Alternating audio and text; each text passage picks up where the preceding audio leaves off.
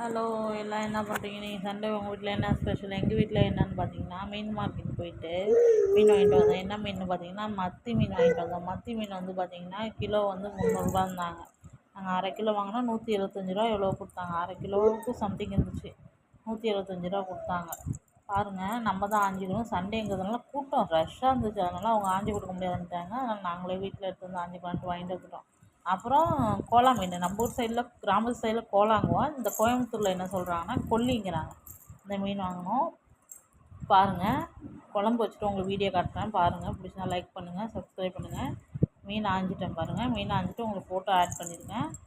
அப்படியே வாஷ் பண்ணி அப்புறம் சின்ன வெங்காயம் போட்டு பச்சை மிளகாய் போட்டு அந்த குழம்பு தக்காளி வச்சிடலாம். மீனுக்கு குழம்பு வச்சலான்ட்டு தக்காளி எல்லாம் போட்டு வதக்கிட்டு சின்ன வெங்காயம் போட்டு வதக்கினேன். குழம்பு நல்லாயிருக்கும், டேஸ்ட்டாக இருக்கும், ருசியாகவும் இருக்கும். அப்புறம் காரம் அதிகமாக சாப்பிட மாட்டோம். 2 பச்சை மிளகாய் மட்டும் போட்டுருக்கோம். பூண்டு நிறையா போட்டுருவாங்க. மசாலா கவுச்சடிக்காமல் இருக்கும். பூண்டு நிறையா போட்டு மல்லித்தூள் ஆட் பண்ணிருக்கோம். அதெல்லாம் வதக்கும்போது உப்பு போட்டு வதக்கினீங்கன்னா திடீர்னு தக்காளிலாம் வதங்கிடும். உங்களுக்கு கரெக்டாக இருக்கும் சாப்பிட்றதுக்கு. அதுக்கப்புறம் பார்த்திங்கன்னா நல்லா வதங்கி வச்சு புளியும் ஊற வச்சு புளியை கரைச்சி தனியாக வச்சுருக்கேன்.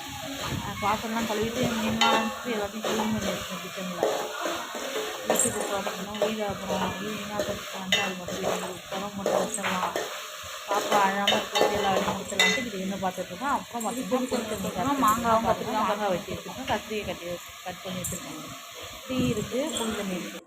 இப்போ என்ன பண்ணால் புளி தண்ணி ஆட் பண்ணதுக்கப்புறம் உங்களுக்கு காட்டிருக்கேன். புளி தண்ணி ஆட் பண்ணதுக்கப்புறம் பாருங்கள், எண்ணெய் பிரிஞ்சு நல்லா திக்காக வந்துருச்சு. கொதிச்சதுக்கப்புறம் மிளகாத்தூள் 2 கரண்டி போட்டு நாங்கள் குழம்பு மிளகாத்தூள் அரைச்சி வீட்டில் வச்சுருக்கோம். அதே போடுறது எதுவுமே ஆட் பண்ணுறது தான், தனித்தனியாக ஆட் பண்ணுறதுலாம் கிடையாது. ஒன்லி குழம்பு மிளகாத்தூள் மட்டும்தான். என்ன பண்ணணும், இது வச்சிங்கன்னா குழம்பு நல்லாயிருக்கும், ருசியாக இருக்கும்.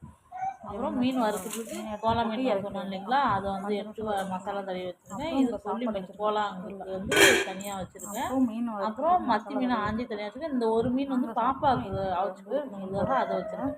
குழம்பு நல்லா திக்காக கொதிச்சு வந்துட்டு பாருங்கள். இந்த ஸ்டேஜில் நம்ம என்ன பண்ணால் நல்லா எண்ணெய் பிரிஞ்சுட்டுனா கொஞ்சம் நல்லா வந்ததுக்கப்புறம் மீன் ஆட் பண்ணோம். இப்போ பாருங்கள், மீன் ஆட் பண்ணிடலாம். மத்தி மீன் இங்கே பாருங்கள், நானே ஆஞ்சு எப்படி அழகாக இருந்தாங்க. கடையில் ஆஞ்சு கொடுக்க மாட்டாங்க. நானே ஆஞ்சு மீனெல்லாம் நல்லா வந்துருக்கு பாருங்கள். சுத்தமாக க்ளீனாக இருக்கும். சிம்மில் வச்சு தான் மீன் போட்டு ஒரு 5 நிமிஷம் இல்லை 10 நிமிஷம் வேக வைக்கணும். சிம்மில் வச்சு தான் போடணும். சிம்மில் வச்சிங்கன்னா டக்குன்னு வெந்துடும், கொதிச்சு வந்துடும். மூடி போட்டிங்கன்னா காலை மீன்லாம் நல்லா நல்லது. ஒமேகா ஃபேட்டி ஆசிட் நிறையா இருக்குது. எண்ணெய் பிரிஞ்சு வந்துடுச்சு. Fatty oil. அதுக்கப்புறம் பார்த்திங்கன்னா பாப்பா வந்து விளையாண்டுட்டு கிடக்குறா. அதனால வாய்ஸ் கொடுக்குறேன். அவள் சுற்றிட்டு விளையாண்டுட்டு இருக்கா. மீன் போட்டேன்னா பாருங்கள், நல்லா சிம்மில் வச்சு போட்டிங்கன்னா டக்குன்னு வெந்து வந்துடும். அவ்வளோதான் கைஸ். இப்போ என்ன பண்ணணும், கிண்டி விட்டுட்டு எல்லா மீனும் குழம்புல படுற மாதிரி புளியெலாம் விட்டு அதில் மிக்ஸ் ஆகணும். புளி நல்லா ஊறி இருந்ததுன்னா மீன் நல்லாயிருக்கும், குழம்பும் நல்லாயிருக்கும். மாங்காய் போட்டு கத்திரிக்காய் போட்டு எங்கள் ஊர் ஸ்டைலில் வச்சுருக்கேன். உங்களுக்கு எந்த ஸ்டைலில் பிடிச்சிருக்கோ அதுக்கு தகுந்த மாதிரி பார்த்து வச்சுக்கோங்க. எங்கள் ஊர் ஸ்டைலில் இப்படி தான் வைப்பாங்க.